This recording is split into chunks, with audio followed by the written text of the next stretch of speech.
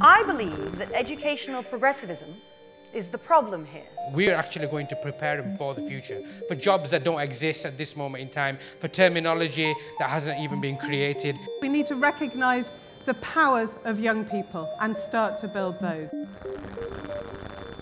As a teacher or even a parent, you might be the guardian or the enabler for the young person who is going to come up with the solutions that save the planet. It's about the survival of the species, isn't it, really?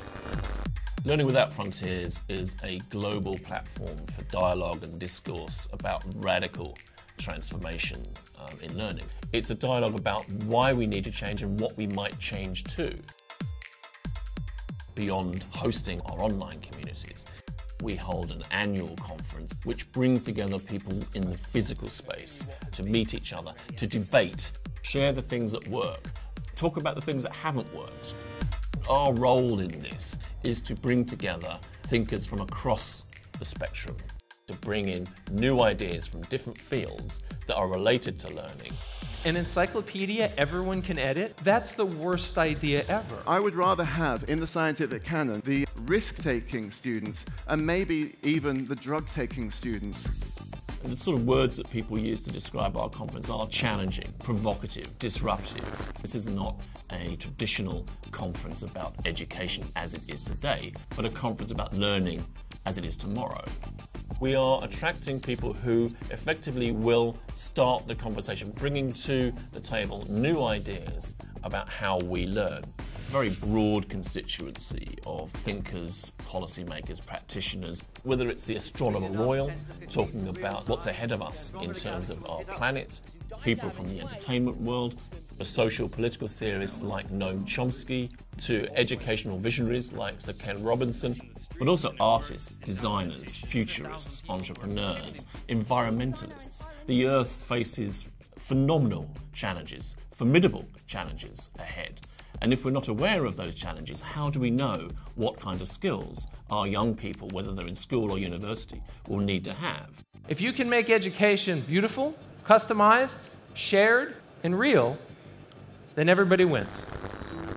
What we're seeing now is an exponential shift that I think is as significant as the Industrial Revolution was.